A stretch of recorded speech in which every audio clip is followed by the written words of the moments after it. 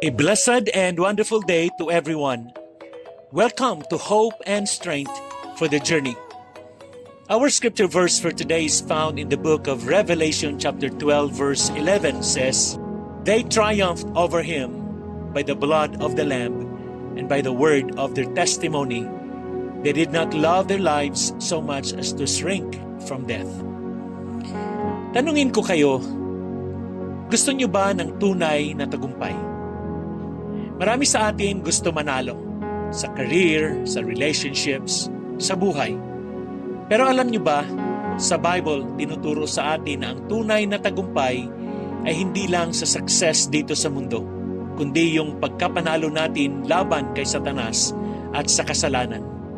Sabi po sa Revelation chapter 12 verse 11, nagtagumpay tayo, hindi dahil sa sariling lakas natin, kundi sa dugo ng kordero at sa salita ng ating patotoo.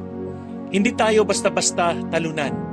Tayo ay panalo dahil kay Kristo. Isipin mo ang isang championship game sa basketball. Halimbawa, ikaw ay isang bench warmer. Hindi ka talaga naglalaro, pero dahil sa team mo nanalo, automatic kasama ka sa victory celebration. May medal ka rin, may trophy ka rin, kahit hindi ikaw ang nag-score ng points. Ganon din tayo kay Jesus. Siya ang lumaban, siya ang nagtagumpay sa krus, pero sinama niya tayo sa kanyang panalo. Hindi dahil magaling tayo, kundi dahil naniwala tayo sa kanyang ginawa para sa atin. Paano natin mararanasan ang tagumpay na ito araw-araw? Una, believe in the power of the blood of Jesus. Meaning, ang dugo ni Jesus ang naglinis sa atin. Kapag tayo ay nadarama ng guilt o condemnation, ipaalala natin sa sarili natin, covered ako ng blood ni Jesus. Amen. Number 2, speak your testimony. Huwag mong itago ang kwento mo. Kung paano ka binago ni Lord, kung paano kanyang sinagip, kwento mo yan. At sa bawat pagsasalita mo ng testimony mo, lumalakas ka at nai-inspire mo pa ang iba. Number 3, live fearlessly for Christ. Sabi sa verse, they did not love their lives so much as to shrink from death.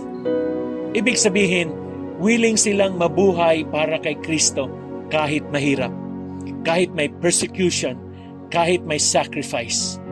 Maging matapang tayo sa ating pananampalataya. Amen. For our reflection on this, kanino o saan ka umaasa para sa tagumpay mo sa buhay? Paano mo ginagamit ang testimony mo para mag-glorify sa Lord? Handa ka ba talagang mabuhay? At kung kinakailangan, mamatay para kay Kristo? Hindi natin kailangang matakot sa kaaway. Tayo ay more than conquerors dahil kay Kristo. Remember, panalo ka na. Lakaran mo na yan. Amen. Let us pray. Lord Jesus, salamat po sa iyong dugo na ibinuhos para sa amin. Salamat kasi hindi kami talunan. Turuan mo kami na araw-araw panghawakan ang iyong tagumpay. Bigyan mo kami ng tapang na ibahagi ang aming testimony para magliwanag ang iyong kalulhatian. Palakasin mo kami lalo na sa mga panahon na kami ay natatakot o pinanghihinaan ng loob. Maraming salamat po, Panginoon, sa iyo ang papuri at pagsamba sa pangalan ni Jesus. Amen. Uli, remember, panalo ka na. Lakaran mo na yan. God bless you and your family.